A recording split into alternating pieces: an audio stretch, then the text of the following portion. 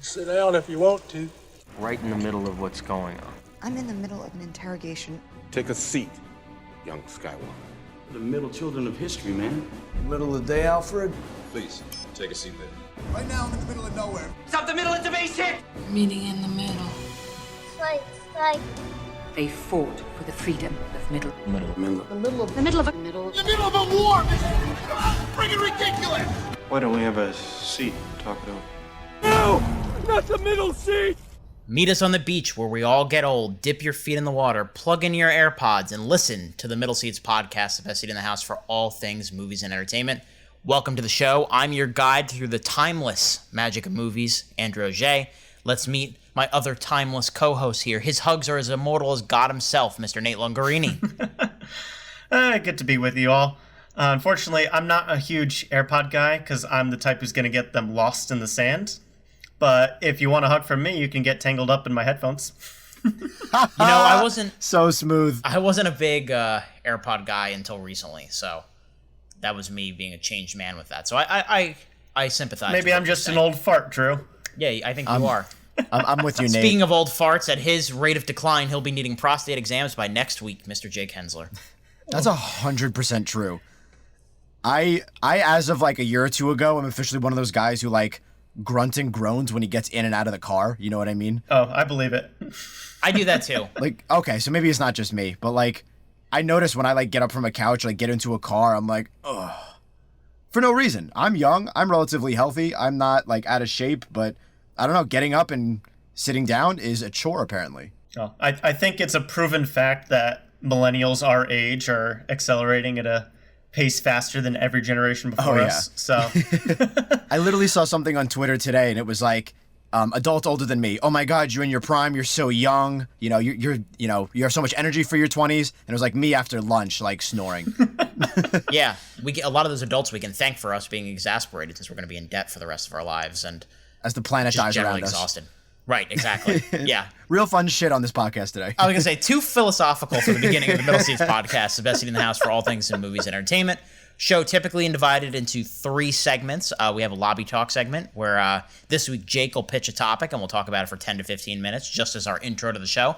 Then we usually have news and a feature review. Today we've got 2 feature reviews because we're kind of doing a hybrid thing like we did a couple of months ago where one of the MCU shows is finished. So we're going to talk about Loki. We'll review that and kind of talk about what that means for the rest of the Marvel Cinematic Universe and what we thought about it. And then we'll get into the feature movie review of the week, which is of M. Night Shyamalan's Old, which you can catch in theaters.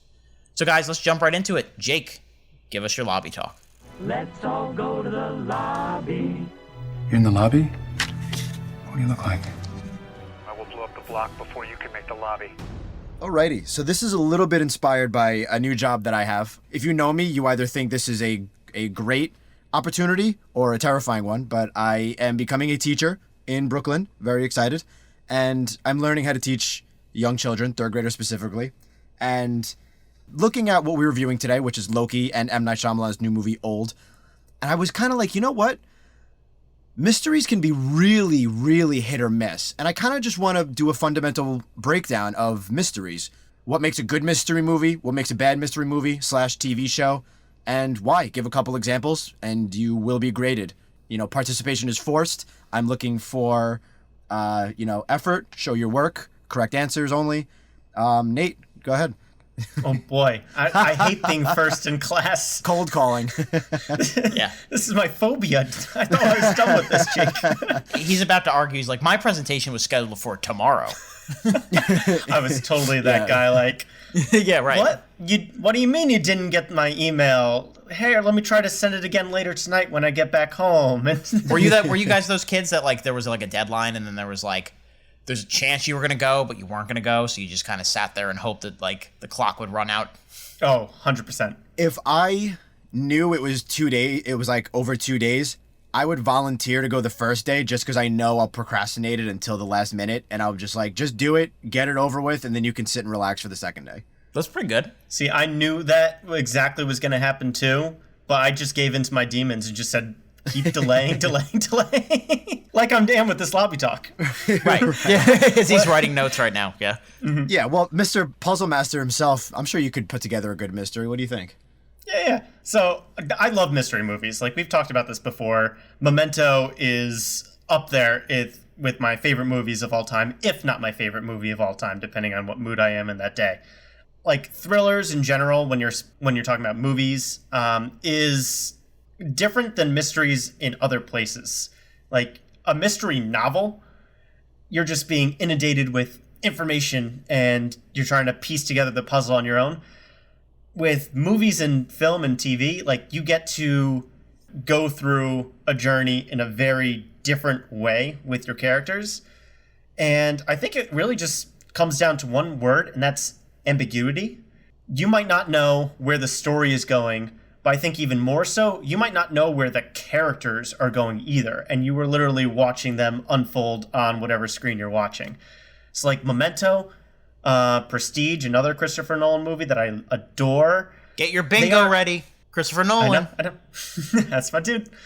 Like, they aren't necessarily like hard mystery, like whodunits, like we think of Sherlock Holmes in our heads, but they're still very much that type of genre because you're trying to figure out and piece together what's happening, what are our characters doing, and where is the story going to go. And with all those types of movies, you don't know both the plot or how your characters are going to react to the plot unfolding around them. And I think that that's just key to making mysteries work really well in film, is just engrossing you in both the story and the characters. Yeah, I can't argue that. For me, it's very important that the destination itself is important and that they stick the landing of the twist or whatever choice that they make for the whodunit or whatever. But it also is really important that the journey works as well.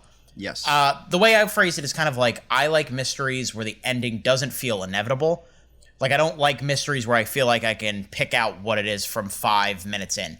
And I think I'm looking at it through more the whodunit lens than Nate is, because him referencing Memento and The Prestige is interesting to me, because I never even thought about that when you proposed that, which I should have been, because this kind of the root of this was solving the mystery of old, which is certainly not a whodunit.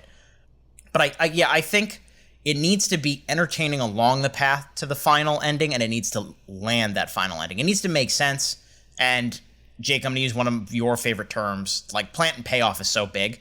I love when a mystery movie will be like, oh, he shook his hand with his right hand, which means his left hand was broken because he used the knife with, yeah, it's like that kind of stuff. You like the big exposition dump at the end. If it's done well, like the whole Benoit Blanc roll up your sleeve scene from Knives Out, but I don't like I don't like it when it's laborious, That's why I'm talking about, like, execution is so important. It's about 50-50 execution and the exact mechanisms of whatever twist they're going for. They both need to work, so it's really tricky to get a good mystery done. Yeah, definitely twists and characters are obviously super important to make a good mystery versus a bad one. Like, if it's predictable, people aren't going to like your mystery movie. If it's boring or not relatable, or if you just think characters are making dumb decisions, not going to get too invested, not going to do too well. But one of the main things that I thought stuck out to me, and Andrew kind of touched on it when he said the journey, is I think pacing. You need to keep everybody engaged, as everybody being audiences. You need to keep them engaged, interested, having exciting or at least captivating things happening over and over again. And I think the most important is periodically releasing bits of important information. So things that come to mind are Gone Girl, which has from its I was going to bring that one up next. Yeah. Gone Girl is one of my favorites. So when that movie reveals what's going on is earlier than you would expect, and then there's like a twist every 15 minutes, which is just brilliant. Exactly right. Yeah, the movie isn't over. It's got 5 twists to go. Yeah, right. And it just executes them so well. There are 2 ways you can do pacing. You can do it like that, which Knives Out does the same thing as well, where it tells you what happened. At least you think what happened within 30 minutes, and then it slowly peels back the layers to show you, no, that's not really what happened. Or alternatively, you can do it the traditional route where it's first act, set up the mystery, second act, everybody accuses each other, third act, reveal it all. And I don't think there's a right or wrong answer to that, as long as the pacing is tight. And that's where it relies on the filmmaker and the actors to carry it along the way so that you don't feel a sense of staleness while it's going on. Yeah, I think another huge factor to stuff like Gone Girl succeeding is about knowing cliches in the genre and then twisting your movie around knowing the fact your audience is going to expect cliches and then subverting those expectations. We've talked about that before with Knives Out, just totally twisting the whodunit genre on its head by telling you who did it in the first 15 minutes or whatever it was. It's like the first act break, not even. There's also something like The Usual Suspects, where that famous twist ending. One of the best twists ever. Exactly. Yeah. I think the choice of Usual Suspects is interesting to me because, one, absolutely, yes, it's got that whole central mystery, but it's also got other action driving it forward too. And I think another thing a good mystery movie that isn't traditionally like a whodunit can do is, you know, have a main central story where the twist and the mystery is kind of a sequitur to the story. The whole thing of Usual Suspects is the big crime job that they're doing as a team. And then the Kaiser Soze part of it is an important piece, but it's not the central piece. Right. The movie focuses on crime and underground, and it consistently hints at who it might be, and it wants you to keep guessing, but even if you do get it, you don't quite get why. The why is so good in that movie too.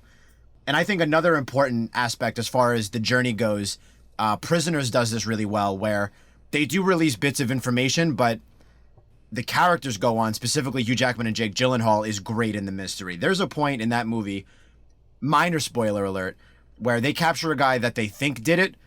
He ends up getting out of it and killing himself. And I remember being in the theater thinking, like, we're heading toward the end here. We have a guy. This movie's been very good. They have a prime suspect. All the evidence adds up. And then he kills himself. And I remember kind of throwing my hands in the air and being like, I have absolutely no idea where this movie's going. Which is great. Yeah. That's exactly what you want. Because I was feeling that desperation in Jake Gyllenhaal and Hugh Jackman. Like, they're running out of time here, and their best lead just killed himself. So, like, I don't know what to do.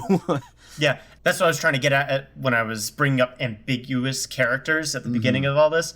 Because that movie in particular, Prisoners, everybody in that is just such a huge loose cannon almost that you have no idea what that character is going to do next. And there are protagonists, like what's their breaking point? It's half the mystery of trying to find the kids and figure out what's going on there. But also the other half of the mystery almost is just trying to figure out what the characters are going to do. Just like Gone Girl and some of the other great movies that we brought up during all this, the journey is just thrilling the entire way through, and it's not all hinging on one big reveal at the end. It's just thrills the entire way through. It's something that you can't pull off with every kind of genre. And that brings me to another point, because that all of that transitions really well to the kind of mysteries that don't work for me as much. I want to pivot to TV for a second, because I've never been a big fan of like the Law and Order SVU shows or the CSI Miamis or stuff where like you start an episode with a murder and you spend half the episode trying to figure out who did the murder, and then there are only like 3 possible suspects and there's nothing interesting going on with the characters of the show. Bill Burr has a great bit where he talks about just he can't watch those shows because he's looking at his clock. He's like, they always catch a first suspect, and he's looking at his clock. He's like, there's 30 minutes left. No way this guy did that shit. Right, no chance, boss. Totally right. Absolutely. Yeah. And it's so true. Like, and that's why, Nate, as you were saying, the subversion of expectations, and Jake, as you were saying, with the Gone Girl comparisons and everything, that is what is so important, that you can use, like, there's nothing wrong with cliches as long as cliches are weaponized in a way that makes the story surprising. And I think Hollywood's gotten a really good groove of the last couple of years of finding a way to make that work. I know a movie that didn't work for you guys was Murder on the Orient Express that we reviewed ages ago. And I feel like that followed a very traditional structure. And even though the answer in it was a little surprising to me, where they were all in on it, spoilers for a 300-year-old book or whatever, that's why I like these new stories, and that's why I can't deal with the traditional formula. That's why I don't like read John Patterson books and stuff like that, if we're going to go to even another medium, because they all follow the same general path, and what's the point?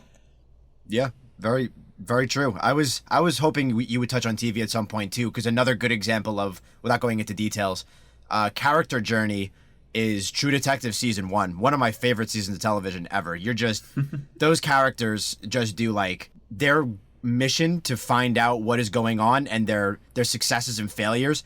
You're just so engaged the whole time. It's one of the only dramatic seasons of television I've watched on more than one occasion, just because I think it's just so expertly done. Yeah, that's a great pick. Yeah.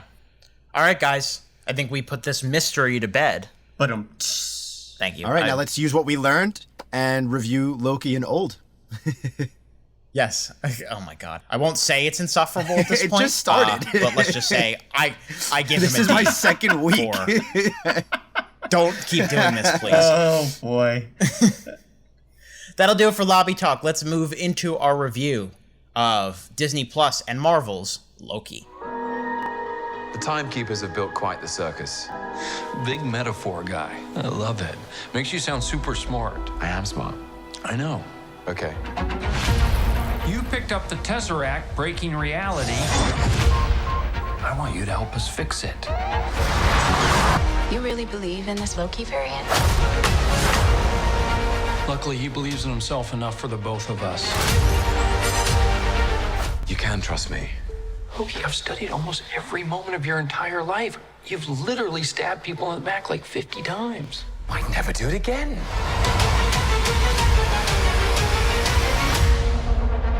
Loki is the third MCU show to grace Disney Plus this year and all time, I'll say. Obviously, we reviewed WandaVision and Falcon and the Winter Soldier on past podcasts. You can listen to both of those by going onto your computer and Googling Middle Seats WandaVision or Middle Seats Falcon and the Winter Soldier. We're not here to do your homework for you. See, Jake? I brought it back. There we go. Thanks, man. Loki was created by Michael Waldron, who started out as a writer on Rick and Morty. He is now tapped to do Doctor Strange in the Multiverse of Madness. He is the principal writer behind the final draft of that film. It was directed by this woman, Kate Herron, and it basically follows a version of Loki that we spent very minimal time with. Minor spoilers, I guess, for Avengers Endgame. I don't even know why I have to keep doing that. If you're listening to this, you've seen Avengers Endgame. There's the 2012 version of Loki that steals the Tesseract after Hulk didn't want to go down the stairs and knocked out Tony. He steals the Tesseract and he ends up on a journey and is confronted by something called the TVA. They're a bureaucratic organization. They exist outside of time and space. They kind of monitor every timeline across the multiverse, make sure things don't get out of order. They keep things in check. That's the simplest way I can explain it. We'll get into the more mind-bendy, twisty parts of this as we go on in the review. Basically, Loki gets caught up in this kind of thriller mystery that jumps around time. I'm going to keep it as basic as possible and give people a tune out because this will be a full spoiler review. But basically, Loki is confronted with a situation that he is very uniquely qualified to deal with. Partners up with Mobius, played by Owen Wilson, who is one of the top agents at the TVA. The series also stars Gubam Mbatha Raw and a bunch of other people that we will talk about in a bit. So Loki was one that I don't think we really knew what to expect. Like, we had expectations of mystery for WandaVision and expectations of the inevitable succession of the Captain America mantle with Falcon and Winter Soldier. But Loki really could have been anything. The show ended up being more consequential than I expected to the overall picture. But what did you guys think? We've got 2 straight weeks of MCU reviews. Of course, we had Black Widow last time out. Let's go with Jake. What did you think of Loki? As a whole, I liked it a lot. I really did not know what to expect going in. And I actually want to poke at Andrew a little bit because we had not an argument, but it's a slight debate about all of Marvel's like expanding universe and how they're doing TV shows. And I was like, I think I used Loki specifically. I was like, hypothetically, if I watch WandaVision, Falcon, Winter Soldier, but I'm too busy and I don't get to Loki, I don't want to not understand what's going on in the Marvel Universe. And we both basically came to fruition like that probably won't be the case. And I don't know that that's true anymore. Loki ended in one of the biggest, like Andrew said, consequential endings. But I would say as a whole, I liked Loki start to finish. There was one episode that was specifically weak. I think it was episode 3. Still a good episode, but I think that was the weaker one. And then it was consistently really good. And I'm eager to talk about the ending because I feel like Nate has some words, but I love the ending personally. I watched it again recently just to refresh my memory. It was a very effective mystery. There was a lot of predictions online about who the villain was, but as far as like what was actually going on with the villain, I could not have predicted if you paid me $1 million. Like, I was not going to get that. Each character had interesting stuff to do, had an important role. I loved Loki. I loved Girl Loki. I loved Alligator Loki. I love Hugh Grant Loki. I loved Owen Wilson. Like, there's just so much good stuff about this episode. Did you say Hugh Grant Loki? Did I hear that correctly? Richard E. Grant Loki. Oh, not Hugh Grant, Richard E. Grant. A little different. I was going to let it slide. Well, when I said Hugh Grant, I was hoping I was right. I'm sorry, I couldn't. That's what an image that is. No, you need to correct me on that for sure. Hugh Grant would have been a great Loki in like the 90s if they made that. He's too old now, but he's got the same like qualities as Hiddleston. Nate, before you go, can I address one thing that's not going to come up organically, probably? Go for it. Circling back to what Jake was saying about, do people have to watch this show? And I think it's hard for me to disagree that this is a monumental thing that happens at the end, but I also think the movies are going to do a recap of it so that these shows still are not essential. You might miss the extended backstory of everything that led up to it, but I don't think the casual audience that isn't watching these shows anyway are going to care about that.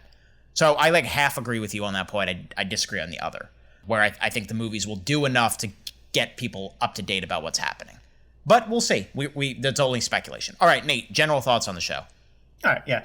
General thoughts. I think this is on par with the other Marvel shows. I think I've been a little bit more critical of these than the two of you have, and I think this still holds true here. I liked this show as a extra pillar of the MCU. I liked it less as an individual series, specifically with how it handles this Loki's growth. I was a little let down by certain aspects of the final episode, just not tying things together, because this show intentionally leaves the ending so open-ended as to what the hell's going on as part of its series-long thing. And there is going to be a sequel to Loki, so we'll be able to explore more of this and go from there. It was definitely more of like a Lost finale than like a Breaking Bad that has like a very definitive endpoint to this chapter in Walt's life kind of thing, if that makes any sort of sense. But overall, really liked the characters.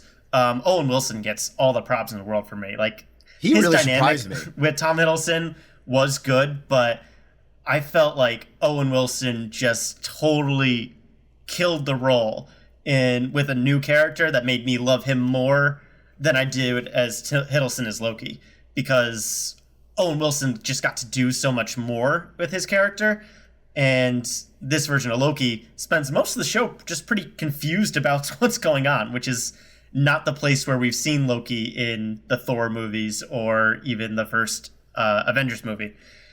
And I think this one definitely had, if not the biggest budget, the best use of its budget than any other show. The effects look really great throughout the entire bit. It's very colorful, too. Yeah. And it didn't feel like TV. It felt like a very extended movie that I had to pause every week. So I think I'm teetering more towards Jake's overall opinion, though. I think I agree with some things that you guys are all saying. My anticipation for what this series is going to be, based on what they told us, was I thought it was going to be kind of more of like a time hopping through history thing where Loki kind of messes things up. Like, he goes, because they showed that whole like recreation of the DB Cooper thing in the trailer, and I thought that was going to be a big point. That turns out to just be like a one-off joke in the intro point, the first episode. What this ends up being is a very surprising show in its directions and choices and what they are trying to accomplish, and I found all of that very welcome. I think stylistically this is a really phenomenally designed show. It has a really rich backstory with the TVA.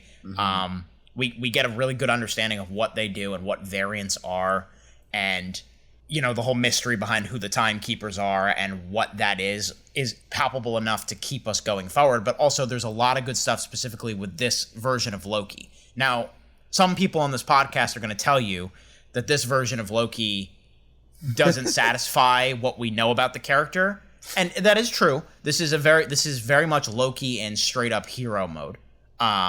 You like subtweeting? Yeah, I think some will know who I'm talking about.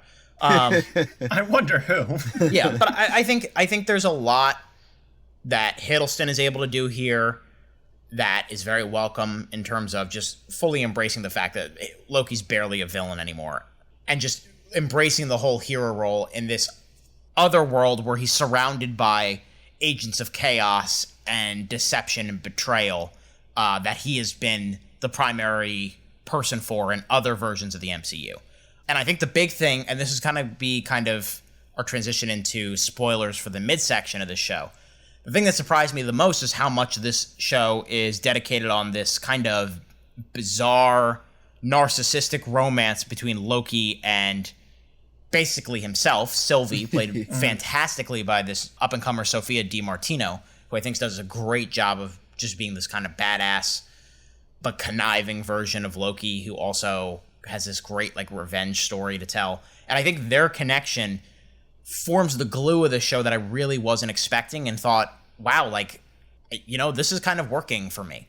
In the same way that WandaVision and Falcon and the Winter Soldier ended up being more character studies than I expected, the same thing is the case for Loki. This one just happens to have the added benefit of having major ramifications for what's coming later. All right, can we just cut the cake and talk about what's happening in the last episode? Cut the cake. Please. Yes, let's do it. So Loki and girl Loki essentially break reality. That's what we're down to. This time traveler named Kang, with lots of his own. Technically called He Who Remains in this version of it, which is very important because they never actually say Kang. Okay. Either way, we have a time traveler, and he has lots of variants, a lot more evil than him, that are essentially unleashed upon the MCU, to the point where Loki goes back to try to figure out what's going on, and we all of a sudden are in what appears to be either a reset or a brand new TVA. All the characters we learned about in the last 6 episodes are oblivious to who Loki is and what's going on. And this could trickle back all the way to all the 20 movies that preceded all this. And we don't know if Iron Man's still going to be Tony Stark, or maybe we have a Tammy Stark. There's so many possibilities of what Marvel can do with this. Obviously, this seems to be tying into the Doctor Strange movies, Multiverse of Madness. WandaVision could totally slide in here, and we could spend a movie or a couple series trying to fix reality as we know it. Or we could be jumping in between, Rick and Morty style, between lots of different realities. Yeah. Don't forget Spider-Man, too. Yeah. Oh, yeah. Spider-Man's going to be a big one, too. The possibilities are endless. This is fairly monumental, and like you were saying earlier, Drew, I hope that the movies will address the more casual fan so they aren't left out of the loop in all this, because if we're all expected to watch all the shows now, we have a lot more Marvel homework in between movies. Yeah. I'm wondering if with these new realities and reality breaks, rather, I wonder if they're going to use that somehow to fix the Black Panther problem, you know? Like, I'm really not sure what they're going to do with Chadwick. That's just such a difficult task to figure out. But I mean, with multiple timelines and multiple infinite possibilities, really, I wonder if they'll use that. I feel like Nate he said he's going to be more critical than us. So I'm curious to see his thoughts on the finale, because I really loved it. I was pretty blown away. And obviously I'm always excited about Marvel, but this re-sparked something in me, this finale. I was really shocked at where it went, and God only knows where it can go. So I'm wildly excited, and I had this feeling that I haven't felt in a while, like, I can't believe I have to wait and see how this plays out. Like, I'm not going to know for months what happens next, and I'm, like, infuriated. I can't wait that long. I need to know how this plays out. Like, and I love that feeling. I haven't had that from a Marvel movie I guess, since Infinity War, but, like, that doesn't happen that often. I'm open to hearing Nate's criticisms, because I'm sure there could be little things that might not add up that I might be missing. Yeah. But for now, I thought it was so well done and so interesting. Well, I think we need to take a step back and talk about the actual execution of the finale, and I think that is where Nate's root criticisms came from, if I remember correctly. So if you can jump into that. Yeah, and that's kind of what I was talking about in my general thoughts there, is that as a pillar of the MCU, this is monumental. There's lots of things that can happen from this timeline bit. But as an individual show, trying to focus on Loki, and it's literally named after him, I felt pretty let down in terms of what that finale was. Because on paper, it was literally Sylvie and Loki open up the door to the place that they got to at the end of the last episode. They walked upstairs, talked to Kang for a little bit, had kind of an existential crisis of like, are we going to make the right choice here? I'm not exactly sure what the right choice is. Sylvie essentially backstabs Loki. So she was actually the most Loki character in this show. and then we're treated to that very much of a cliffhanger finale. There wasn't a whole lot of action there. And if it wanted to have a more philosophical ending, that's fine. But there also isn't any huge bows tied on any of our character development either, because Loki has spent this whole arc trying to become the hero type. He wasn't particularly good at it, but we don't know what he's going to do about his feelings with Sylvie. It's just kind of like, wow, this door is now completely open and we don't know what's going to happen. We don't know what Sylvie's going to do because we don't get to see her take up the mantle of the TVA or whatever Kang was doing. We don't get to see any of the new versions of Kang. And we don't know what's going on with the TVA because all of the character development that we had gotten about them finding out, whoa, our entire organization is a lie, is now apparently wiped from their memories. So you tie that all up, and like the whole 6-episode arc has amounted to nothing but loose ends. And that's why I was disappointed. And I think, personally, from my point of view, it's completely fine as a season finale to leave loose ends.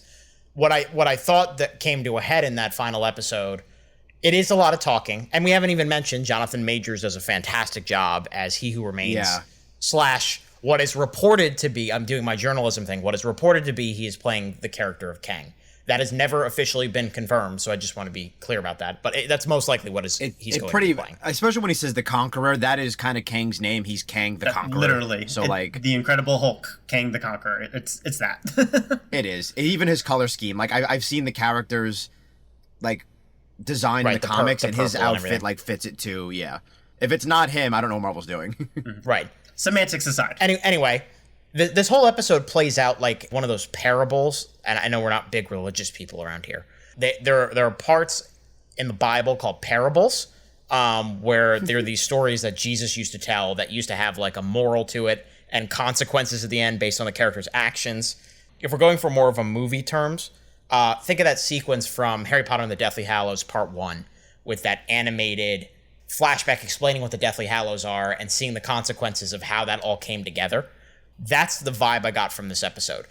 Our two characters who we have met and developed through these 5 episodes are basically presented with a choice and with a bunch of information, detailed in grand, over-the-top detail by Jonathan Majors, playing a guy who has basically lost his mind from keeping track of time for all time. And he presents them a choice. Either you can kill me, or you can let the world continue as it is, even with the knowledge that everything is meaningless on the TVA side. These people that you've grown to have relationships with, like Mobius, have just been ripped from their home life and are just fulfilling this purpose for somebody they're never, ever going to meet. It's a very fascinating choice. And the philosophy that our new Loki takes as opposed to Sylvie, I thought they did a great job of showing how that has changed across the 6 episodes. So it really all worked for me. I didn't need some big bombastic action moment. I do see where you're saying, Nate, where you're saying like you wanted a few more things wrapped up, and I guess that's fine. But this feels like act 1 of a longer story. Yeah, that's kind of how I felt. I'm assuming a lot of this will be wrapped up in future projects that are, up and coming. Yeah. I think my big comparison from another movie that this finale reminded me a lot of was the ending of Matrix Reloaded, where Neo has to make a choice in front of the what's his name? The guy, the TV watcher, architect. The architect. Thank you. It's very similar. yo, Neo, the Matrix is a total lie, but you could keep it around to save the woman you love, or you can reset it and save humanity. What you gonna do? And the choice that Loki faces is not that different, and the exposition dump that we get from the One Who Remains and the Architect is kind of similar. It's these moments that remind me, and that's not a beloved ending by a lot of people, myself included. Yeah, I don't agree that there's... I mean, yes, they're both exposition jumps. One is boring as shit, and one is told with a lot of panache. That's the big difference for me. Okay, and that's your opinion. Between the two, yes, I'll take the Loki version every time, but I'm not going to go and call it a huge TV moment for me, because it just wasn't. It was a little bit of a letdown. Tread lightly. Yeah, I think this is a bit of a agree to disagree point, because as far as wrapping up goes, I am assuming that we will just be getting more answers in Loki Season 2 and Doctor Strange and Spider-Man, because those are all touching on multiverse stuff. So I'm assuming we will get more answers. So I'm okay with how this ended. This ended with a giant consequence and a monumental shift in basically everything we've known from the past decade of the MCU, which is very exciting. Endless possibilities. I know before the finale came about, Nate, you had expressed some character issues with Loki, as in he's the god of mischief, he's known for backstabbing and not being the hero, and that's not really what we get in this show. And I hear you, and I agreed with you at first, but when I sat with it and and reflected on it, I was like, you know what?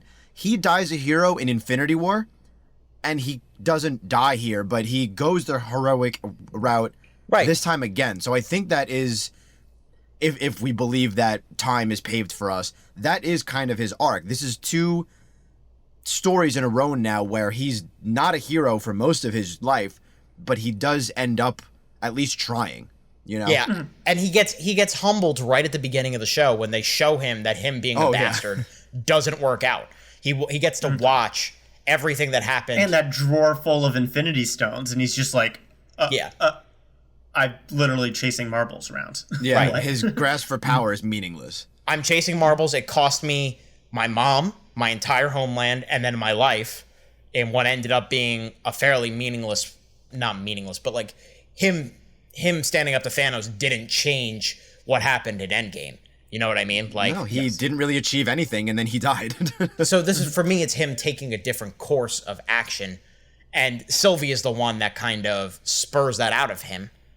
Yeah, so that's why it worked for me. I get what you're saying, Nate, because you want the archetype of what the character has been, but we get that in different ways. I'm not even saying I want him to continue being villainous. I'm okay with him being a hero, but like at the end of the day, he's still Loki, and Loki is a meticulous planner. He's a smooth talker. He can find his personal ends to any situation. And this show didn't give him any opportunities to do that, because he was just constantly getting explained to, because he was just so out of his element. And again, that's what the story was. But I think they could have just come up with some clever ways for him to use his illusions to get out of some of like the minor scuffles he had with his other Lokis, or when he was first running from the TVA. We just didn't get a whole lot of that.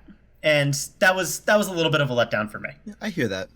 I think we need to start moving on to our next review, but I want to give you guys a chance to just bring up stray things that you found cool. I'm going to mention that I think the theme music and the score by Natalie Holt is among the finest work in the MCU. It's a lot of pheromones. It's a lot of like bizarre sci-fi sounds. It really adds to the mystique of this is just like a world that we just don't understand. It's not an earthly thing going on here. I will sign on to that. That was great.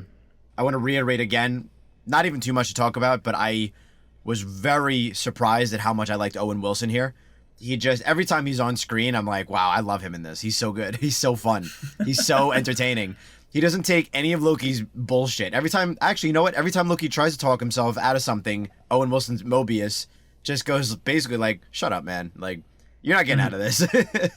So I liked him in that. And then, again, to touch on what Andrew said at the very beginning of this, how creative and well-designed of a show it is. It's just, even when they're in like the boring or quote unquote boring TVA offices, it's still a unique designed place. And then everywhere they go after that is something eye-catching, is something unique, is something fun on screen. Like, it's such a well-designed show that even when the story is interesting, everything around it is interesting too. It's just really, really well done from top to bottom. All right, I'll keep my thoughts brief because I do agree with a lot of the good points that you guys brought up. This one just lands with me with the other MCU shows thus far where it just doesn't stick the landing is all. Great concepts, good characters, great design all around, and just tweak those scripts at the end and I would be fully on board. But as it is, these are fun rides in between the movies for me. Nate, rank them. I'll probably put this one a half grade above Falcon Winter Soldier. WandaVision's still probably my favorite, but they're all pretty close, like 3 out of 5s out of 5. WandaVision, Loki, Falcon and Winter Soldier, they're all close to me, but they're all closer to 4 out of 5.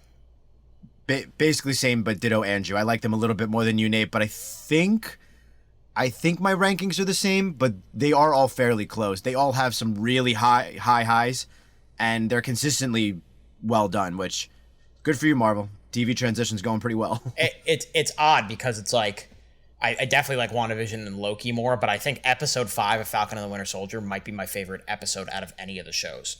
Now, that's the one where he fully embraces the Captain America part of it, and so I don't know. We'll revisit these at a different point in time and may have different opinions about them. Next Marvel show up is What If, the animated show, with a lot of these multiverse hypotheticals taking place in animated form.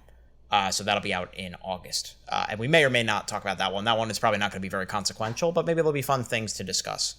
But yeah, for the rest of the year, we have What If, we have Hawkeye, and then we have Miss Marvel as well. And then the rest of them will be going forward into the next few years. That'll do it for Loki. Let's move into our feature review of M. Night Shyamalan's Old. No kids allowed on the beach? What?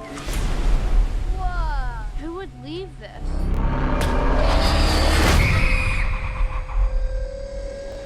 Body has decomposed. How quickly can that happen? 7 years. Trent! Kara! Come here! Hey, have you seen my children? Mom? I'm right here.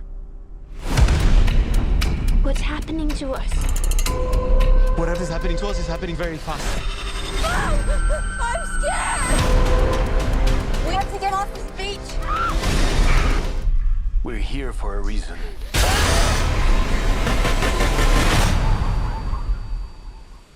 Old is the 14th movie by M. Night Shyamalan. Jesus. He has been around for a long time, about since we were born, guys.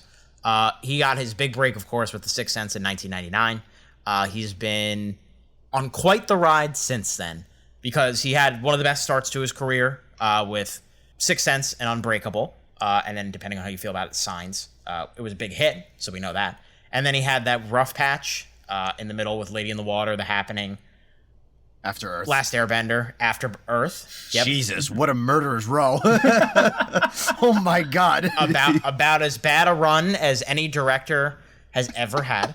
And then he made a comeback with The Visit and Split.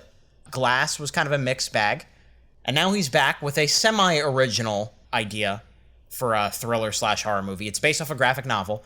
It's a very, very simple premise. A group of people at a tropical island, they get invited onto a private beach. Once they are on the private beach, they find some mysterious stuff going on, and basically they find out that the beach, whatever's going on there, you age at a rapidly alarming rate. I forget what the exact ratio they said. I want to say it's like a year for every half hour. Does that sound correct? That does sound about right. Yeah. So the point is, like, the clock is ticking for them to get off this beach, find out what's going on. When they try to leave, they can't leave for certain reasons. The movie stars Gail Garcia Bernal, Vicky Krieps of Phantom Thread fame, Rufus Sewell, Alex Wolff, Thomasin McKenzie, Eliza Scanlon, and a number of other actors, including M. Night himself, who makes a pretty important cameo in this. So it's always a matter of, with M. Night, as we talked about with the trailer a couple of weeks ago, which M. Night are you getting? Are you getting the effective Sixth Sense M. Night? Are you getting the howlingly hilarious Bad Happening M. Night? Are you getting something in the middle? Generally speaking, Nate, what did you think of Old? Yep, I will chalk this up to another good concept, pretty well executed, but had some pretty M. Night-sized flaws in both the pacing and the ending, which obviously we'll get to when we get to. But for the most part, I was pretty entertained by this. I wouldn't call this an outright bad movie, which is definitely a step in the right direction, I would hope. Like, this isn't as tight as Split was. I think that's the most recent M. Night movie that I've actually been happy with. And this is very far from Sixth Sense and Unbreakable, which I think are the only two certified royal thrones that he's ever produced, on my end at least. I think he's ever made a royal throne for me. Sixth Sense is very close, but I don't know if I would go that far. Well, at least my perspective there. This is a solid attempt, but not quite there yet. Visually wise, this is exactly what M. Night's known for, and he's always excelled at, even in his bad movies. They at least look pretty good, and I think this one's up there with that. It really just comes down to the actors and their delivery of very key lines, and then his classic M. Night twist, which may or may not hit you particularly well. It didn't sit with me fantastically. Okay. Jake, what do you think? Similar. I think its middle act is its best. That's definitely where it's most entertaining. First act is just kind of set up, kind of whatever. Again, middle act is relatively entertaining throughout. Some things that you kind of go, with. And then the ending, I was pretty disappointed. I was, like, you never know what you're going to get. Like you said, what M. Night are we getting this time? And the ending was like, I half predicted it. And I was not really impressed or thrilled with where he went. Yeah, I don't know. Pretty solid cast. Definitely unique premise, but that's kind of what you expect from him at this point. He usually gets some good actors. He usually comes up with a good premise, and then it is wildly inconsistent as far as his execution goes. Yes. I mean, I don't know that we've ever seen a director this inconsistent. There's only so much you can say, I guess. And I will say, I'm so torn on my rating that I'm hoping to be swayed by one of you guys in one direction or another. So let's see where we go. You guys are more pros and cons than I expected you guys to be honest. I'm kind of in the same boat, but I expected an outright abject, I don't like this or I like this from Nate, especially. Because I think... Yes, my good sir. I think Jake's line where he said that this is wildly inconsistent is correct, and I think that pushes me on the negative side a little bit. I think that's where I am, too. I think when this movie is good, it is very effectively creepy. In spurts, it has this really kind of poignant, subtle, glanced-over look at what the passage of time means for these people and the importance of living in the moment and how horrifying it is to see all of that flash in front of your eyes. All that stuff is great. The cinematography, excellent. Yes. Lots of interesting compositions, a lot of gorgeous wides of the beach. There's a lot of claustrophobia. There's a lot of extreme close-ups, which he's known for, so I was okay with it. And when this movie is bad, it's almost as bad as The Happening. There are some inexcusably awkward moments with the characters. The performances, he doesn't seem to know how to direct actors really anymore, except for James McAvoy. And even then, I think that was probably a little that might just be McAvoy being a great actor. Exactly, right. Yeah. Sign on to that, Jake. The characters and that twist kind of tank this a little bit for me.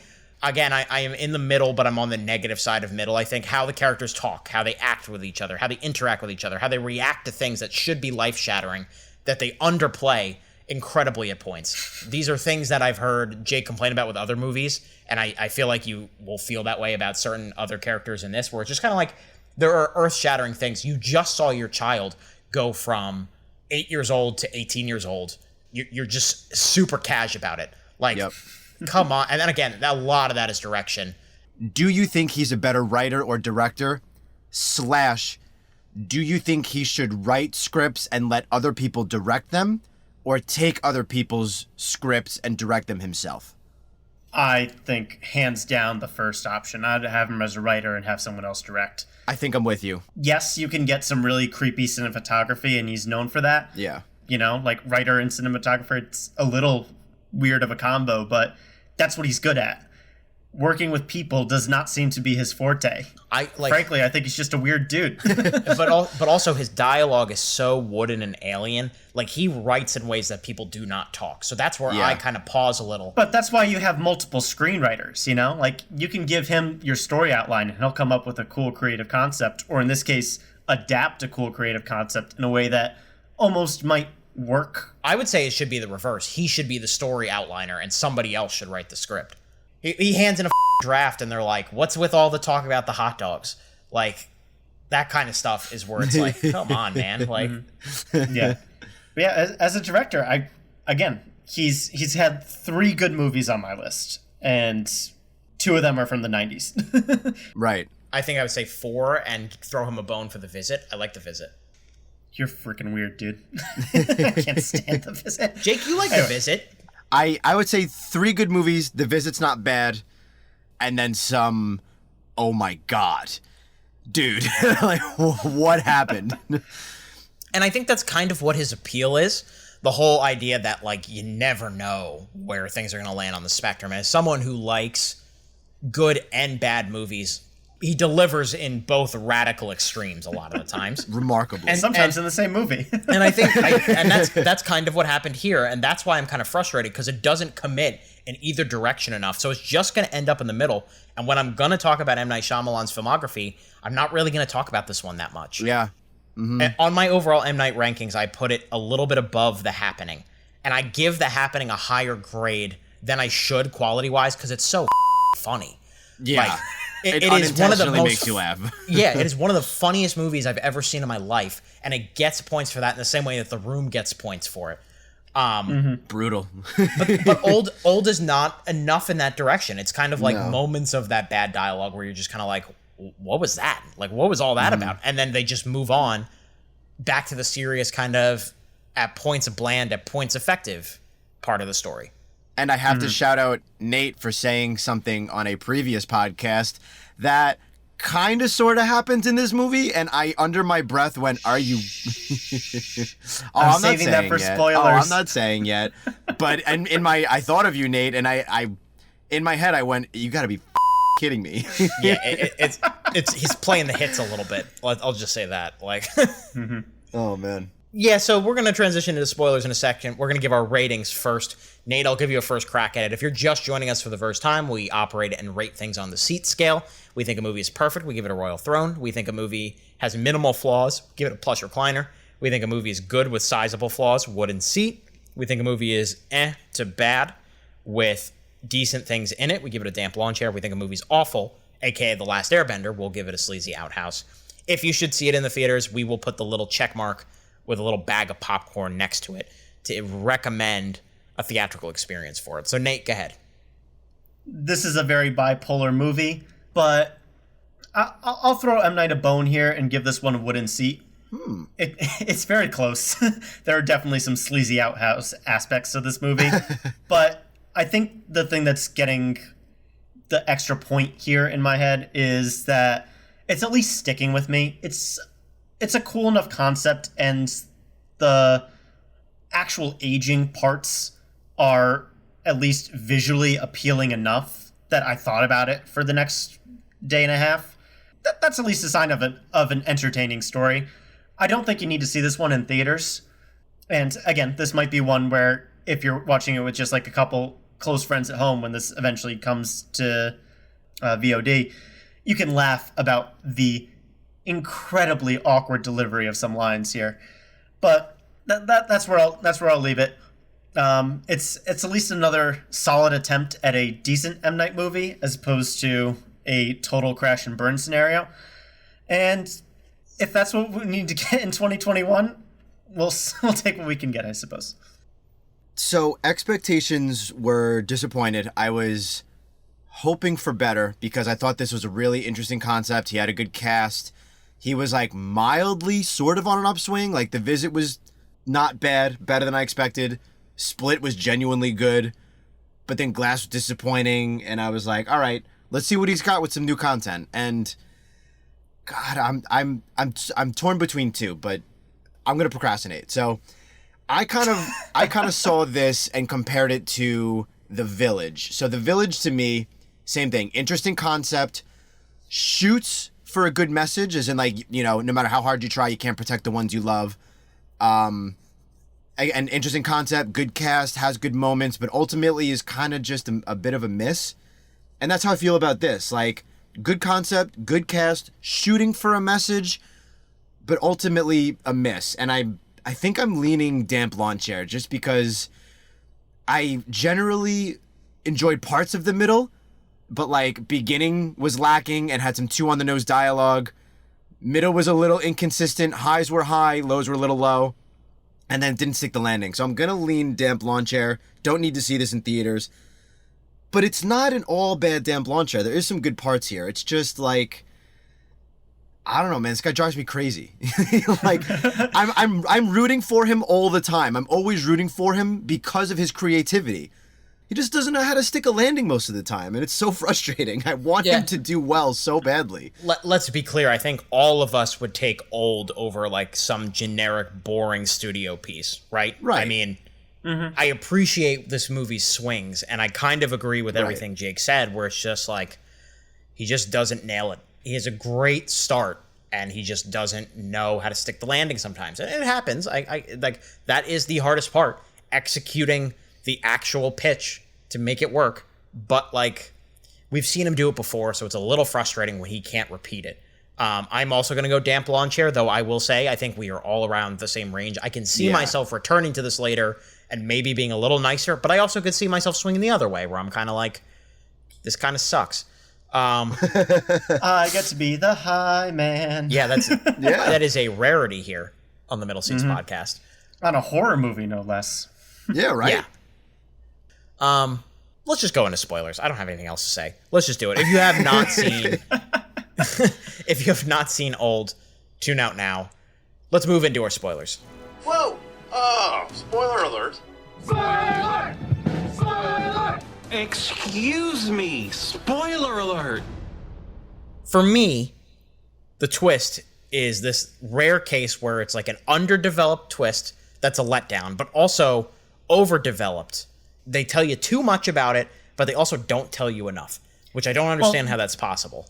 I think it's more like they reveal that the reason that they've been led onto this beach in the first place is to be essentially part of an experiment and essentially fast-tracking the way that they test medicines by having people's lives carry out over the course of days as opposed to years. And the reason I think it doesn't work, it comes at the very tail end of the movie with no build-up to get to that point. It's straight exposition. It's like that Matrix Reloaded scene again, where it's just the guy in white saying, oh, by the way, everything that we've been watching, this is why this all matters now. Here you go. So one important point, Jake, before we go into the next part of the discussion. They're on this beach specifically because a few of them have underlying medical conditions. That's a very important point of it. Vicky Krieps' character, the mom character, has cancer, has a tumor. Rufus Sewell's character has schizophrenia. One of the other characters has seizures. These are why they were selected. So for me with the twist, I didn't predict all of it, but as soon as they get to location and are like, oh, we had your drinks ready, I'm like, all right, they're in on it. Pretty much immediately. I'm like, they have a part in this. This is not just you get to a beach and shit happens. Like, the resort is in on it. They know what's going on. Part of me says it's interesting because it's like, okay, so our villains aren't total villains. They're enhancing medicine for the greater good, but like knowingly letting people die because of it, which is a little problematic, but more than a little. Like, if they fleshed it out and added a little more to it, I could see this being something, but like you guys said, that's just kind of it. Like, they get off the beach, which we have to touch on, Nate specifically. They get off the beach, and then they pretty much tell you what happened, and then roll credits, and it's like, so we find out that these people are bad and we don't like them, and then we go, oh, they're doing it for a greater good, so I guess I understand. and then they're arrested, and then that's the end of the movie, and it's just like, okay. Yeah. I don't think you're supposed to like the unethical scientists by any stretch, but they literally take our main characters out of the equation for 10 minutes of that finale, and then insert them back in, and they haven't learned anything. Like, at least in the Matrix Reloaded, Neo is our character we're following, and he's being told what's going on. Our characters never have that moment. It's literally the lead scientist guy saying, oh, by the way, all you people that already know why we're in this lab, here's why we're in this lab again for the audience. You know? You all know it, but there's no incentive to care. This is the most somebody has talked about Matrix Reloaded in like 5 years, by the way. Probably. I'm getting you pumped up for for Matrix 4. That's December, right. Yeah. No, you're making me dread having to rewatch it. Yeah, that's true. Yeah, that should be getting a trailer for that any day now. Let's bring it back to the beginning conversation we had at the beginning of this podcast, though, the lobby talk. What makes a good mystery? And Jake, you kind of detailed it there. A crucial aspect of the mystery is very easily guessable in the first 10 to 15 minutes of the movie. Because I had the same exact impression as you. Like, this guy serving them water at their table, just like telling them, like, hey, it's a private beach for some people. Of course, there's no Yelp reviews about it or anything like that, so I wonder why. You know, only like, some people because I like them. Yeah, okay. Right. You don't know me, man. Like, yeah. And at that point, it doesn't matter what the explanation is, you know? Like, they could be recycling your bone dust to make phone batteries or something. It doesn't matter because it comes out at the last 10 minutes. Oddly and disturbingly specific. If that's M. Night's next twist, Nate, I swear to God. Phone battery. I'm going to put my head It'll through be a a big wall. commentary on social media and technology. And yeah, right. Yeah. We're withering away.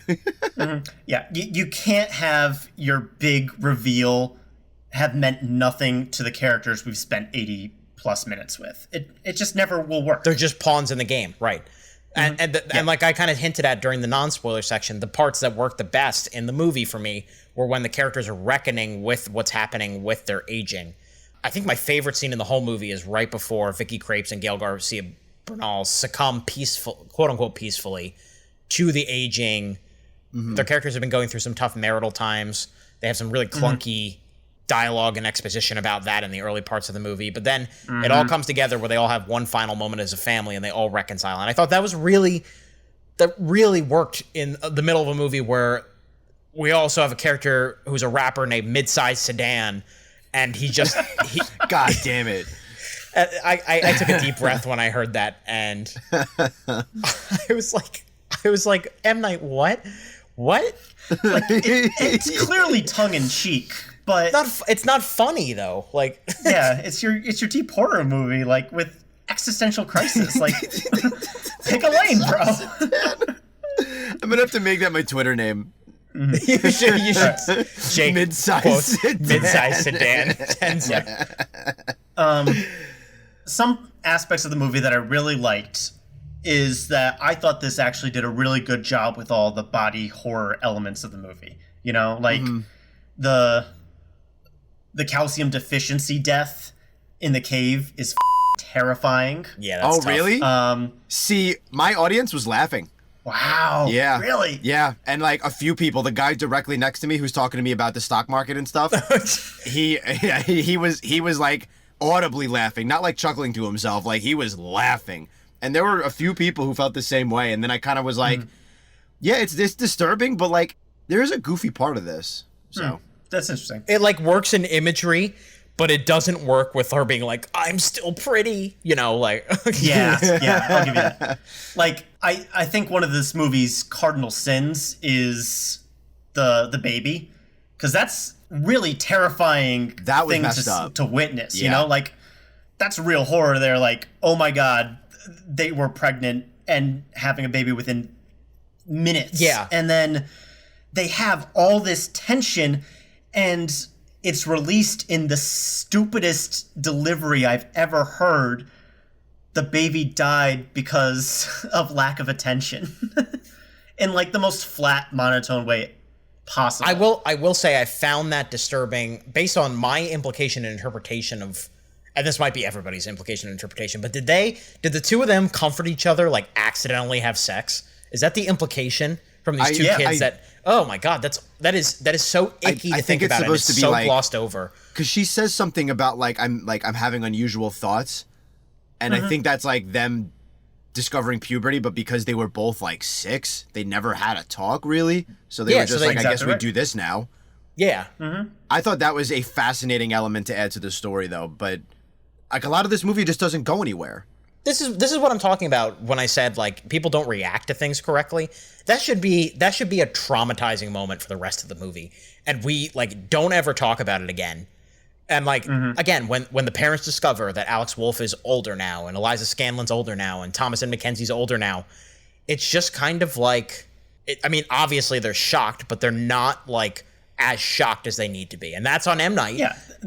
The same level of shock if, like, I see a bug in the hallway of my building. You should be bugging out. That's right. That's what I'm saying. And, like, M. Night needs to take a breath, have them do another take where they're freaking out a little bit more, because we will be transitively as freaked out as them. Instead, he focuses on things that are just meaningless. Like Gael Garcia Bernal's character, who is an insurance salesman, he just keeps yelling statistics through the whole movie like it's a personality trait. And I'm like... Yeah. Well, like what? Like this is not character building. This is a quirky thing, and it's he did this with The Happening, and he's doing it again, and it's like, in some ways he's regressing, in some ways he's progressing, and like, I don't even know where he is anymore. Like what do I even think when these movies come out now? Do I look forward to them, or do I just expect the worst and then wait to be surprised? I think that's always a healthy way to look at these movies. Yeah, I think I don't so have too. an answer anymore. Again, his 2 best movies were among his first. Yeah, I don't know, because I was hesitantly getting my hopes up for this movie. I was like, really, and I will preface again, I am always rooting for him because I will always root for creativity to prevail. But come on, man, like you're really making it hard. Like, I don't even know if it's him. Is it producers? Like producers got to be like, no, man, flesh out this ending. There was a point in his career where he had complete creative control. And I don't know if it's that way anymore. He might have gotten some of that back after Split. There's a documentation, there's a book about how he was so upset when the studio gave him notes from Lady in the Water, he like cried at a meeting. Like that's the level of like intense genius that he was. Like I don't know, like Newsweek or USA Today or Time Magazine called him the next Spielberg after one movie. Like that's gonna go to your head, and I hope that doesn't mean people don't tell him what's not working and what's working, you know? Because you're right, that is the producer's job.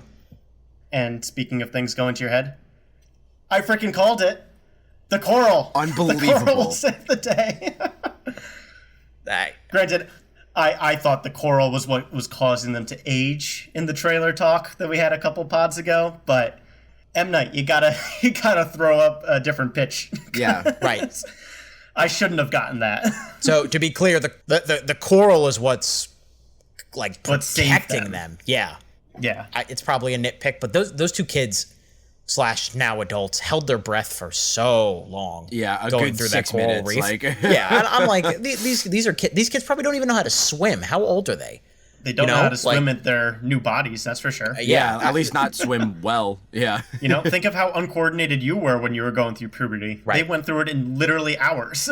I think if I was enjoying the movie more, I wouldn't have thought about that, but I was just kind of like, this is an elongated time underwater. Yeah, and speaking of to some of those things, like, I'm glad he had a reason why they couldn't leave the beach, because obviously you need that. But it seemed like whenever he needed a way to make something not happen or have a way out, he was like, oh, nature's all wonky over here, if you say so. We brought this up in the trailer talk, but I almost feel like it would have been better if this wasn't a find out what's going on mystery, and it was just more like a, you screwed up, you're in the Bermuda Triangle or whatever it is. It doesn't need an explanation. You're just stuck in this situation and get through it. And I think less would have been more in this case. Also, wait. So when it's just them 2 the next morning, and they're contemplating what to do next and what their next plan of action is, they stop to build a sandcastle. Can anybody tell me why? I think the title of the graphic novel was Sandcastles. I think so too. But is that the only reason? Not the time. Right, because if you know that you have maybe 6 hours to live, spend that time finding a solution and not building a sandcastle. Please, for the love of God. I immediately was like white knuckling the armrest on my movie theater chair, and I'm like, no. This guy's been doing this for 2 decades now. This has to mean something. And then it doesn't. They just build a sandcastle, and then he remembers that there's a riddle in his bag that leads him to the coral. And I'm like, why were we building a sandcastle? Because you gotta live life in the moment, Jake. I guess was the whole point of the movie. Right, and I know that's the message he was trying to hit, but like, basically it's so this movie, on the nose. It's so dumb. Like everything in this movie ends up kind of meaning nothing. And like, I appreciate him shooting for a message, but like, get there, you know? Oh. Yeah, all right, so before we fully turn on it, let's go to final thoughts here. Jake, why don't you keep it rolling? Yeah, I liked parts of this movie. It's not all bad. I don't think I'll ever go below a damp lawn chair because it's not all bad. You know, like if The Last Airbender is a sleazy outhouse, which it is, this movie's not that bad. Like, it's attempting things, and it's got good moments. I always will at least appreciate a good concept. There's some good acting moments. There's some effective parts that drive the movie forward, like when the baby is born and trying to figure out ways out, and like senses of panic, and you know, like having a cancer tumor removed quickly, which even that scene alone had good and bad parts. But like everything was basically good and also bad. But then the ending ended up being mostly bad, so it just ends up in damp lawn chair territory. And I don't know. I'll still root for him. I know he's got talent and smarts and creativity in him, but like, I don't know, man. I would love to sit him down and be like, what's going on? Figure your shit out and then make another movie. Take some time off. Go to a beach to where you're not going to grow old and just chill out for a minute. Like, I don't know. If you like originality and creativity, this is still kind of worth a watch, but like going with low expectations, I guess. I don't know. It's like, we've been talking about this movie for a good half hour and I'm still confused. Yeah. I agree with a lot of the things we brought up. I have plenty of issues with this movie. A lot of it just stems from the delivery of very key lines of exposition or reactions from troubling events. If you go through it and think, what would I be doing in this situation? There'd be lots of things that would change.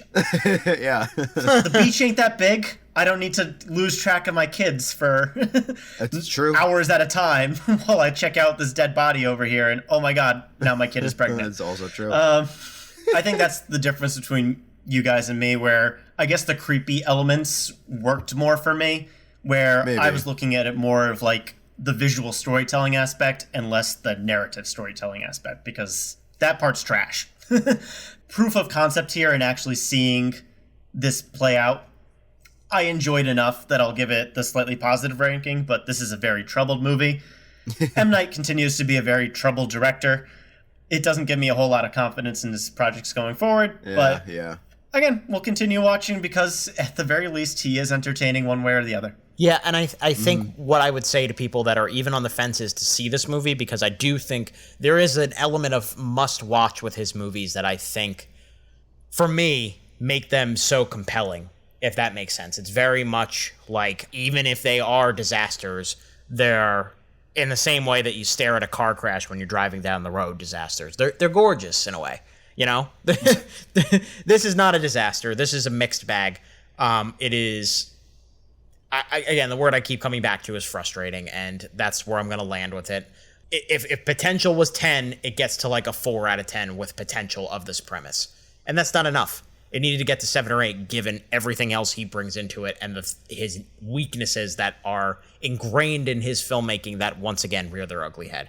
So yeah, I wanted to like it more, kind of like what Jake was saying, but I can only go with damp lawn chair. And we'll pivot from old, wave goodbye, and wrap up this episode of the Middle Seats podcast. Before we go, Nate Lungarini, where can they find us on the internet? Alrighty, here's how you can get in touch with us. Please like, comment, subscribe to our YouTube channel, The Middle Seats. You can also listen to us on the go on all your podcast platforms, including Stitcher, iTunes, SoundCloud, and Spotify. For questions, comments, and updates on the show, keep an eye on our Facebook, Instagram, and Twitter, all at The Middle Seats. And if you like what you hear and you want to see more content, let us know and spread the word. We're reaching the home stretch of the summer. A lot of the big movies are already out already. If you have not listened to our F9 and Black Widow review, please return to that. That was a good episode. We are going to be talking about the Suicide Squad very soon, which at this point, 100% of Rotten Tomatoes with 50 reviews in. We'll see how that progresses, obviously, by the time we get to the review / the time you guys are listening to this. But we're very, very excited to talk about that one. Another James Gunn joint on the way. And another superhero movie on the way. Fun times in movie world. That'll do it. For Jake Hensler and Nate Longarini, I'm Andrew J. Keep that seat warm, everyone. We'll be back soon.